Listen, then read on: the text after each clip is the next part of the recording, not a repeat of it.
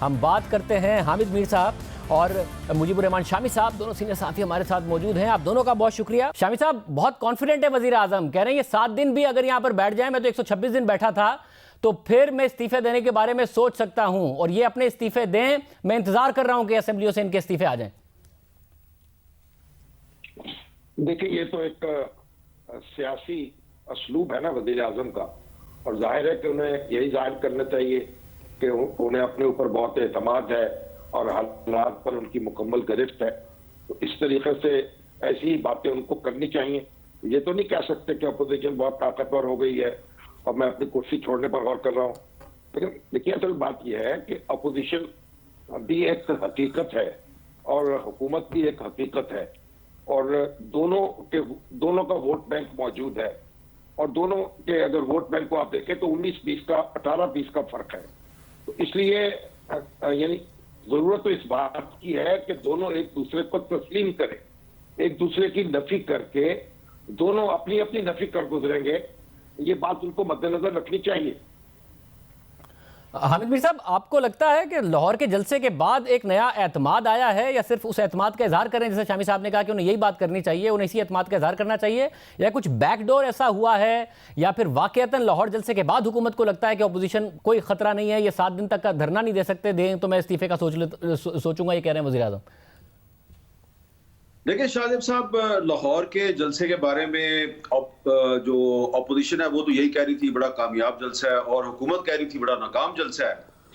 तो हुकूमत ने अपने तमाम तर दावों के बाद भी लाहौर के जलसे के बाद ये जो 2-3 अनाउंसमेंट्स किए हैं कि एक तो उन्होंने कहा हम सेनेट का इलेक्शन जो है वो 11 मार्च से पहले करवाएंगे, फिर उन्होंने कंट्रोवर्सी शुरू कर दी कि हम शो ऑफ हैंड से करवाएंगे। तो ये ऐसा लगता है कि जो उनका दावा था कि लाहौर का जलसा नाकाम हो गया, उसके बावजूद वो थोड़ा सा प्रेशर में लग रहे हैं, माने या ना माने। क्योंकि देखे ना, जो उनका एक्शन है वो ये बता रहा है कि वो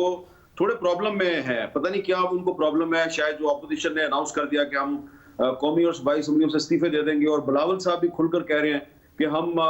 इमरान खान को गिराने के लिए अपनी सूबाई हुकूमत को भी कुर्बान कर देंगे। तो ये जो एक नई एक कंट्रोवर्सी शुरू किया है, जिसमें कि कुछ आईनी फ्लॉज भी नजर आ रहे हैं, आईनी लिहाज से भी हुकूमत का मौकफ काफी कमजोर नजर आ रहा है। तो इसमें लगता यह है कि इमरान खान साहब भले ये कहते रहे कि मैं बड़ा कॉन्फिडेंट हूँ, और उनकी बॉडी लैंग्वेज भी बड़ी कॉन्फिडेंट हो, जो मर्जी वो दावे करें, लेकिन उनके जो एक्शंस हैं और जो अनाउंसमेंट्स हैं उससे लग रहा है कि वो प्रेशर में है। और शामी साहब, आप ये समझते हैं कि इस वक्त जो ऑपोजिशन है,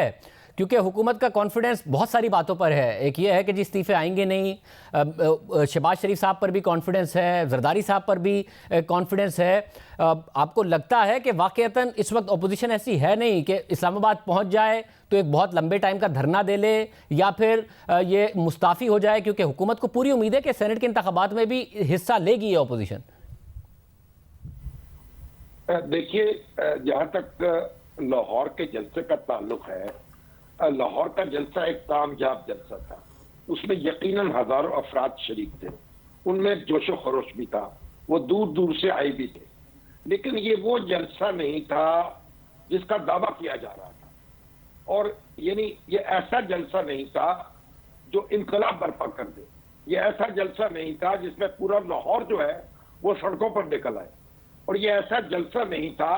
जो आप वो जो तारीखी जलसे हुए हैं उनसे आप उसको बड़ा जलसा कह सके या उनके साथ खड़ा कर सके। इसलिए ये बात तो नहीं कही जा सकती कि अपोजिशन भी प्रेशर में नहीं आई। अपोजिशन इस जलसे के बाद प्रेशर में आई है, मौसम का भी प्रेशर है, कोरोना का भी प्रेशर है, और जलसे का भी प्रेशर है। उसी वजह से फिर 1 महीने का गैप दिया गया है और मामलात को मुलतवी किया गया है। तो आप ये देखिए कि अपोजिशन ये बात नहीं सुन रही थी कि मौसम सख्त सर्द है, अपोजिशन ये बात नहीं सुन रही थी कि कोरोना फैला हुआ है। तो ये अब इसने थोड़ा सा अपोजिशन को भी रिथिंकिंग पर मजबूर किया है। बाकी जहां तक धरना देने का ताल्लुक है या इस्लामाबाद में पहुंचने का ताल्लुक है, तो मेरे ख्याल चंद हजार अफराद जो है मुल्क भर से पहुंच के वहां धरना दे दें, ये कोई मुश्किल काम नहीं है, ये मिशन इम्पॉसिबल नहीं है। अपोजिशन यकीनन इतने लोग इकट्ठे कर सकती है, एक सिचुएशन पैदा कर सकती है, एक डेडलॉक पैदा करने की कोशिश कर सकती है। तो इसमें लेकिन इस वक्त हुकूमत ने जो चालें चली हैं, देखिए ये एक शतरंज का खेल भी है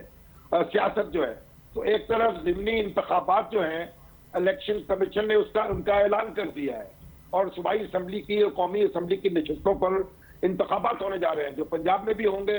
सिंध में भी होंगे, और इसके साथ ही सेनेट का इलेक्शन शुरू हो गया है। तो अब ये अपोजिशन जो है उसके लिए उसको फैसला करना पड़ेगा, वो उन इंतखाबात को नजरअंदाज नहीं कर सकेगी और उन इंतखाबात में हिस्सा लेगी तो फिर उसका बयानिया जो है उसके लिए चैलेंज आ जाएगा, और अगर हिस्सा नहीं लेगी तो तब एक वॉक ओवर मिल जाएगा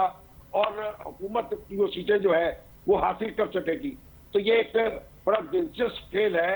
आप इसमें ये नहीं कह सकते कि एक धक्का मार के आप एक फरीद दूसरे को जब चाहे गिरा दे। ये तो एक इस तरह की, ये पंजाबी में जो कहती है छिपन छुपाकी जो है वो तो चलेगी।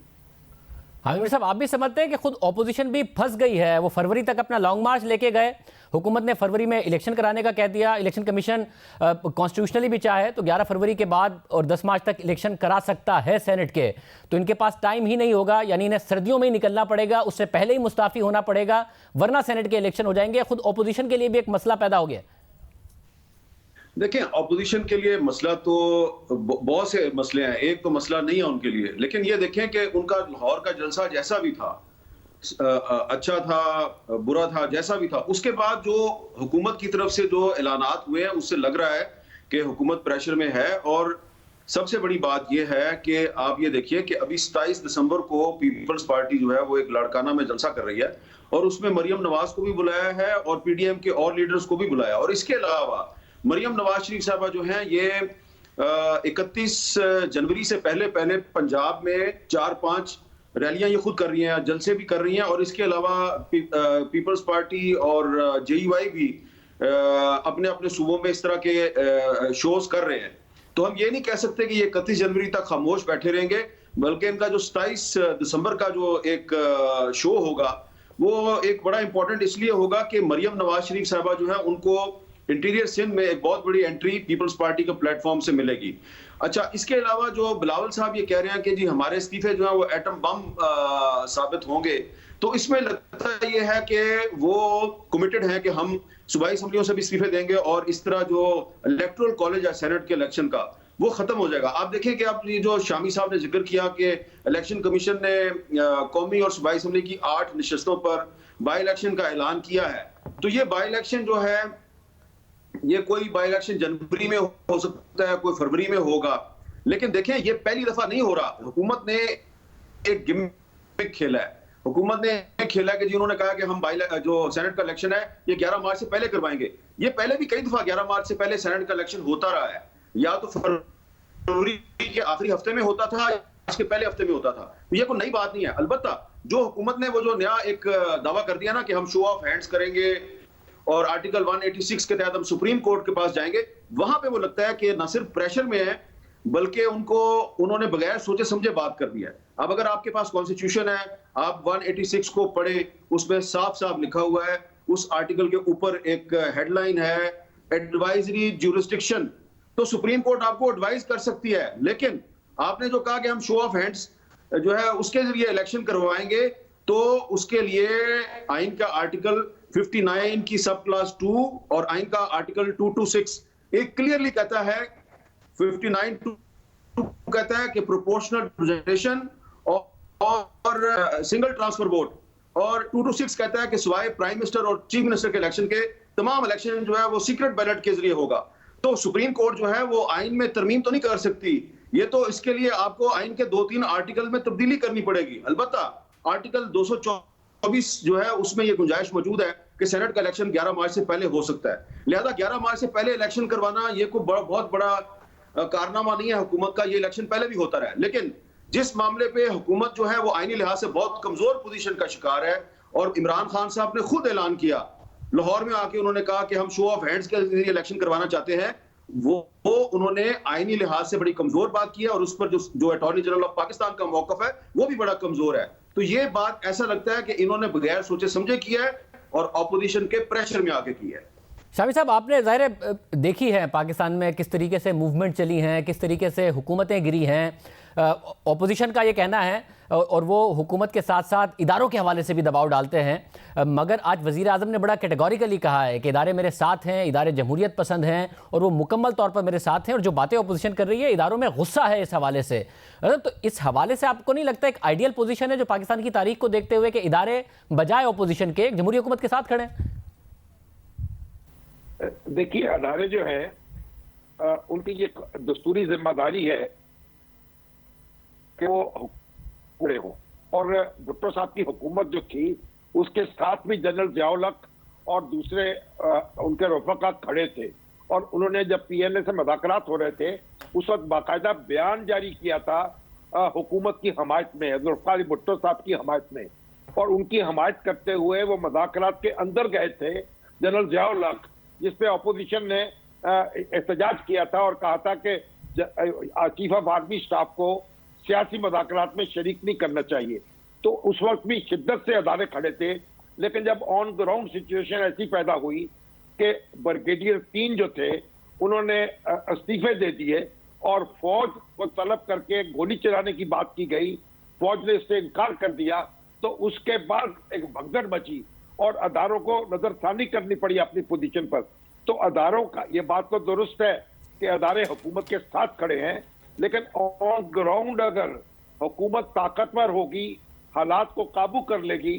अदारों को उसमें इन्वॉल्व नहीं करेगी, और कानून नाफिज करने वाले अदारे जो हैं सिविल अदारे जो हैं वो हालात पर काबू पा लेंगे, तो फिर मामला मुख्तलिफ होगा। लेकिन अगर आपने यानी फौजी इदारों को या पैरामिलिट्री फोर्सेस को आपने तलब किया और उनको इन्वॉल्व किया तो सूरत हाल बदल जाएगी। इसलिए बुनियादी बात जो है, अदारों की पोजीशन और उनके एहसास और जज्बात वो तब्दील होते रहते हैं, वो ज्यादा स्ट्रेस नहीं ले सकते, वो कौम के सामने खड़े नहीं हो सकते अगर कौम जो है वो बिल्कुल हुकूमत को बेबस कर दे। तो असल बात ये नहीं है, बात ये है कि हुकूमत जो है वो उसको अपोजिशन जब चाहे धक्का नहीं दे सकती, और अपोजिशन को हुकूमत भी सरफे नजर नहीं कर सकती उससे। अगर दोनों जो है उनकी ताकत मौजूद है, अगर वो उलझेंगे और माजी में जो कुछ होता रहा है तो फिर उनके लिए मुश्किल पैदा हो जाएगी। उन्हें एक दूसरे को तस्लीम करना चाहिए, एक दूसरे को रास्ता देना चाहिए, एक दूसरे की बात सुननी चाहिए। हमारी तारीख जो है मुसलसल ये वार्निंग दे रही है दोनों को।